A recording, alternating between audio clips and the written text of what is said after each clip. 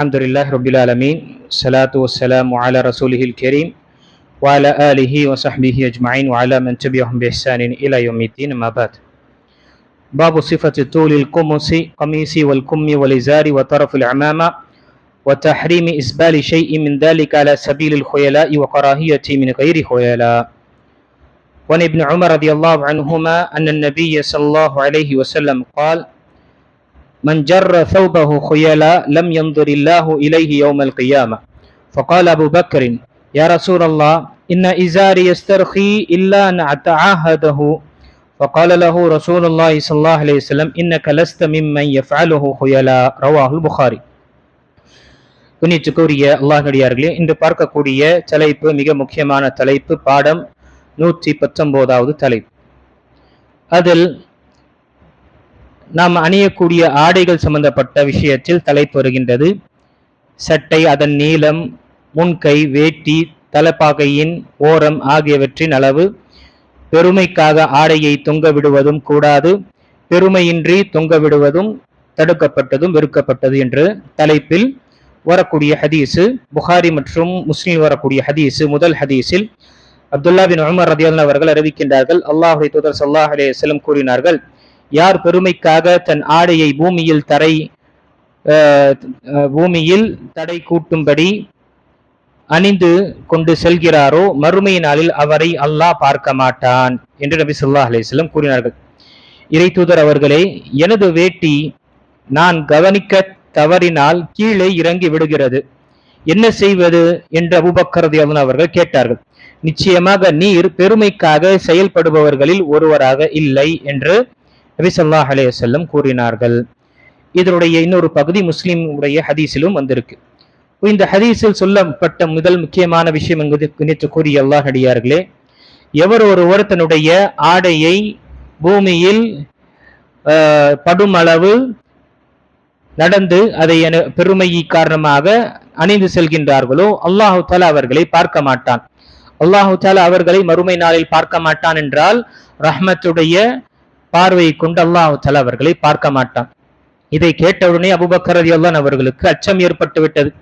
ஏன்னா அவர்களுடைய ஆடை, கீழாடை, வேட்டி அவர்களுடைய வயிற்றில் நிற்காத நிலை இருந்தது, அப்பப்போ கீழே இறங்கி கொள்ளக்கூடிய நிலை இருந்தது. அதற்கும் அவர்கள் அதை மேலே உயர்த்தக்கூடியவர்களாக இருந்தார்கள், முயற்சி செய்யக்கூடியவர்களாக இருந்தார்கள். அந்த நேரத்தில் அல்லாஹ்வுடைய தூதரிடம் கேட்டார்கள், அல்லாஹ்வுடைய தூதரே, நான் எவ்வளவு முயற்சி செய்தாலும் கீழே இறங்கி விடுகின்றது. நபி ஸல்லல்லாஹு அலைஹி வஸல்லம் அவர்களுக்காக கூறினார்கள், நீங்க அப்படி உடுத்துவது கிடையாது, பெருமையினால நீங்க அணிவது கிடையாது என்று நபி ஸல்லல்லாஹு அலைஹி வஸல்லம் கூறினார்கள். இந்த ஹதீஸில் சொல்லப்பட்ட முதல் விஷயம், பெருமையை கொண்டு அணியக்கூடியவர் அல்லாஹு தஆலா அவர்களை பார்க்க மாட்டான், அவர்களை அல்லாஹு தஆலா பார்க்க மாட்டான். இந்த தண்டனை பார்க்கும் பொழுது கண்ணியத்துக்குரிய அல்லாஹ்விடையார்களே, மார்க்கத்தில் ஒரு பாவத்திற்கு தண்டனை நிர்ணயிக்கப்பட்டதென்றால் அது பெரும் பாவத்தில் ஒன்றாகும். ஒரு மார்க்கத்தில் ஒரு பாவத்திற்கு தண்டனை மார்க்கம் நிர்ணயித்திருக்கின்றதென்றால் அது பெரும் பாவத்தில் ஒன்றாக இருக்கின்றது என்று எல்லா உலமாக்களுடைய ஏகோபித்த ஒரு முடிவாக இருக்கின்றது.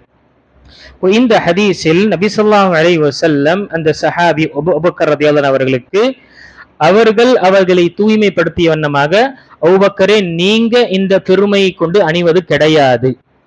இந்த ஹதீஸை கொண்டு சிலர் வேண்டான விவாதத்தை வைத்து என்ன செய்கின்றார்கள், பெருமை இல்லாம அணியலாம், நம்ம கீழாடையை பெருமை இல்லாம அணிந்து கொள்ளலாம் என்று கூறுகின்றார். ஆனால் இங்கு அபூபக்கர் ரலியல்லாஹு அவர்கள் நீங்கள் பெருமையுடன் அணியக்கூடியவர் இல்லை என்று சொல்லக்கூடியவர்கள் யார்? அந்த அத்தாரிட்டி கொடுக்கக்கூடியவர்கள் நபிகள் நாயகம் ஸல்லல்லாஹு அலைஹி வஸல்லம். அப்போ அதே போல் நபி ஸல்லல்லாஹு அலைஹி வஸல்லம் இப்பொழுது அணியக்கூடியவருக்கு சொல்லி இருக்கிறார்னா அவருக்கு விதிவிலக்கு, ஆனால் அப்படி கிடையாது.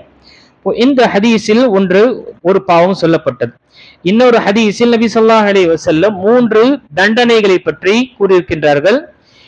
ஆடையை கீழே கரண்டை கால் கீழே அணியக்கூடியவர்களுக்கு முஸ்லிமில் வரக்கூடிய ஹதீஸில் நபி ஸல்லல்லாஹு அலைஹி வஸல்லம் கூறினார்கள், ஸலாஸத்துல் லா யுகல்லிமுஹுமுல்லாஹ் மூவர்களிடம் அல்லாஹு தஆலா பேச மாட்டான் மறுமை நாளில்.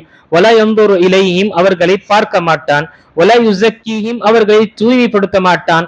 வலஹும் அஸாபுன் அலீம், அவர்களுக்கு கடுமையான நோவினை தரக்கூடிய தண்டனை ஒன்று.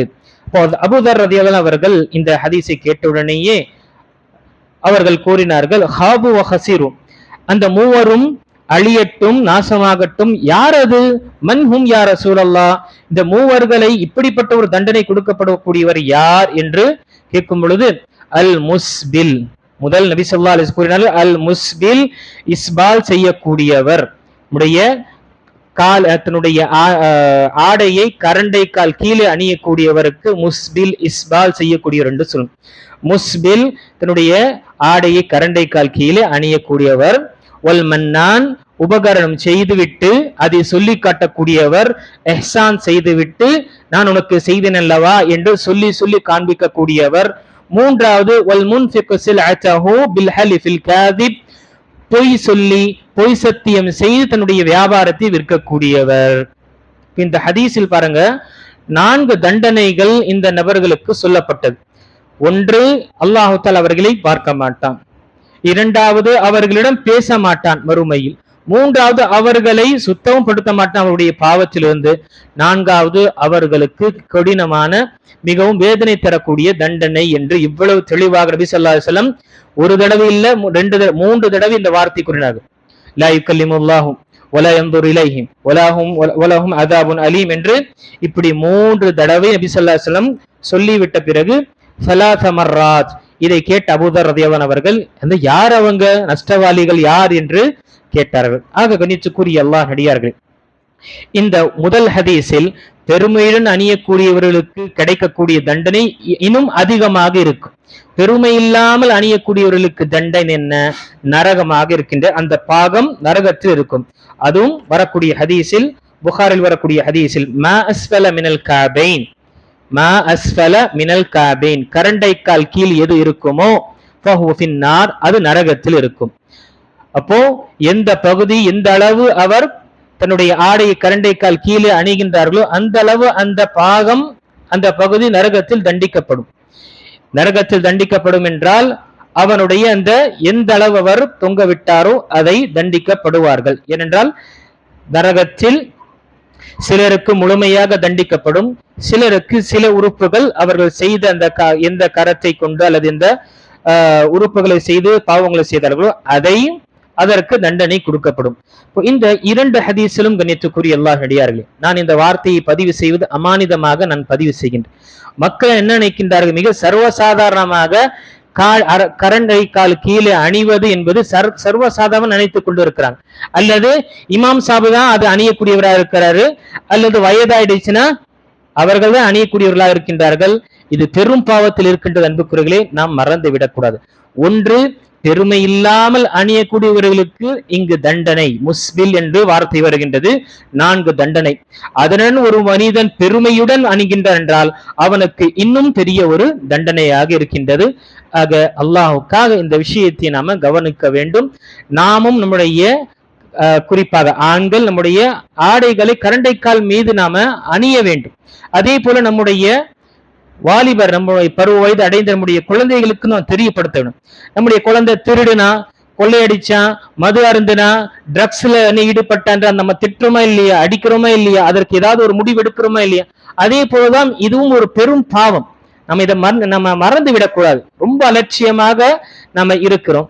இந்த விஷயத்தை நாம் அலட்சியம் ஆவதனால என்ன ஆகும்? அல்லாஹ் பாதுகாக்க வேண்டும். நபி ஸல்லல்லாஹு அலைஹி வஸல்லம் சொன்ன அந்த ஹதீஸில் தண்டனை சொல்லப்பட்டிருக்கு. என் மீது நம்பிக்கை இல்லையா? ஹதீஸில் புகாரி மற்றும் முஸ்லிமில் இருக்கக்கூடிய இந்த ஹதீஸ் தமிழாக்கத்தில் இருக்கு, நீங்க எடுத்து படித்துக் கொள்ளுங்கள். அதனுடைய விளக்குரையில் தெளிவாக கூறியிருக்கின்றார்கள். இந்த தண்டனை பெருமையுடன் அணியக்கூடியவருக்கு தண்டனை, இது பெருமை இல்லாமல் அணியக்கூடியவருக்கு தண்டனை. ஆக ஒரு மனிதன், ஒரு அடியானுடைய ஆணுடைய ஆடை அவனுடைய கரண்டை கால் மேலதான் இருக்க வேண்டும், கரண்டை கால் கீழே இருக்கக்கூடாது. சர்வசாதாரணமாக தொழுகைக்கு வரும் பொழுது உயர்த்தி கொள்கின்றோம். தொழுகைக்கு சென்றவுடனே நாம் கீழே இறங்கி விட்டு செல்கின்றோமே, நாம் யாருக்காக அதை உயர்த்துகின்றோம்? எதுவரை என்ற ஹதீஸில் வரக்கூடிய அந்த தைஃபான ஹதீஸில் அமல் செய்வதற்காக தயாராக இருக்கிறோம். என்ன ஹதீஸ் தைஃபான ஹதீஸ்? தொழுகையில் இருக்கும் பொழுது கூடிய கரண்டைக்கால் மீது காலை உயர்த்தி அந்த ஆடை உயர்த்திக் கொள்ளுங்கள் என்று சொல்லக்கூடிய ஹதீஸ் தைஃபான ஹதீஸ். அதை அமல்படுத்தக்கூடியவர்களாக இருக்கின்றோம்.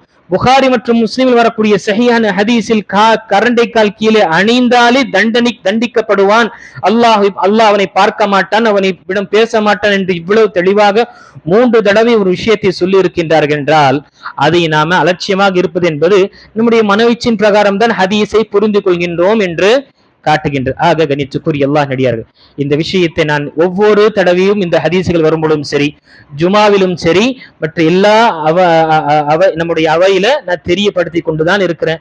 திரும்பவும் நம்முடைய ஒரே பழக்கம் தான் இருக்கின்றது. வரக்கூடிய சகோதரர்களும் சரி, வரக்கூடிய பெரியவர்களும் சரி, அதே போலதான் தன்னுடைய வேட்டியை அணியும் பொழுது கரண்டைக்கால் கீழே அணிகின்றார்கள், அல்லது பேண்ட் அணியும் பொழுது கரண்டைக்கால் கீழே அணிகின்றார்கள். இந்த ஹதீஸுக்கு என்ன கண்ணியம்? ஹதீஸு புகாரி மற்றும் முஸ்லிம் என்று சொல்லப்பட்டது. ஒரு இமாம் அவர்கள் படித்த, இவ்வளவு வருடம் படித்த ஒரு இமாம், ஒரு மார்க்க மாணவர் தெரியப்படுத்துகின்றார். அதிலும் நம்பிக்கை இல்லையா? எடுத்து ஹதீஸ்ல பார்த்து கொள்ளுங்க. யாரோ ஒருத்தர் ஏதோ ஒரு விஷயத்தை கொண்டு விளக்கம் சொல்லி, அரபிய தெரியாதவர் ஒருவர் விளக்கம் சொல்வதற்கு அதை ஏற்றுக்கொள்ளக்கூடியதாக இருக்கு. ஏன்னா மனோ இச்சை நமக்கு அதற்கு ஏற்றுக்கொள்கின்றது. பெருமை இல்லாமையே நாம் அணியலாம்பா, ஏன்னா அந்த ஹதீஸ்ல வந்திருக்கு. பெருமை இல்லாம அணிய பொழுது அங்கு நபி ஸல்லல்லாஹு அலைஹி வஸல்லம் ஹதீஸ்ல என்ன சொல்லல? முஸ்பில் என்று சொல்லப்பட்ட விஷயத்துல அங்க என்ன பெருமை என்று குயலா என்று வரல, அல்லது கிபிர் என்று வரல. முஸ்பில் என்றாலே ஆடையை அவர் தன்னுடைய கரண்டைக்கால் கீழ் அணியக்கூடியவர். அது கீழாடையாக இருக்கட்டும், மேலாடை தோப் என்று சொல்லக்கூடிய அந்த கமீஸ் என்று சொல்லக்கூடிய மேலாடையாக இருக்கட்டும், ஆண்கள் அவர்கள் தன்னுடைய ஆடையை கரண்டைக்கால் கீழே அணியக்கூடாது. இது ஹராமானது, பெரும் பாவத்தில் ஒன்றானது. நாம் இந்த விஷயத்தை அறிந்து கொள்ள வேண்டும் அன்புக்குரியவர்களே. இதற்காக தான் வந்திருக்கக்கூடிய எல்லா முஸ்லிம்களிடம் நான் ஒரு பணிவான வேண்டுகோளை வைத்தேன். இங்கு இந்த அமர்வுல இந்த விஷயத்தை நாம புரிந்து கொள்ள வேண்டும். அல்லாஹு தஆலா சொல்லக்கூடிய கேட்கக்கூடிய அனைவர்களுக்கும் சொல்லப்பட்ட இந்த பெரிய ஒரு பாவத்திலிருந்து அல்லாஹ் நம்மை பாதுகாப்பானாக. அல்லாஹ் இந்த விஷயத்தை இங்கு இருக்கக்கூடிய மக்களுக்கு நான் ஒப்படைத்து விட்டேன், நீ சாட்சியாக இருப்பாய். ஆமீன். வாஹிரு தாவானா அல்ஹம்துலில்லாஹி ரப்பில் ஆலமீன்.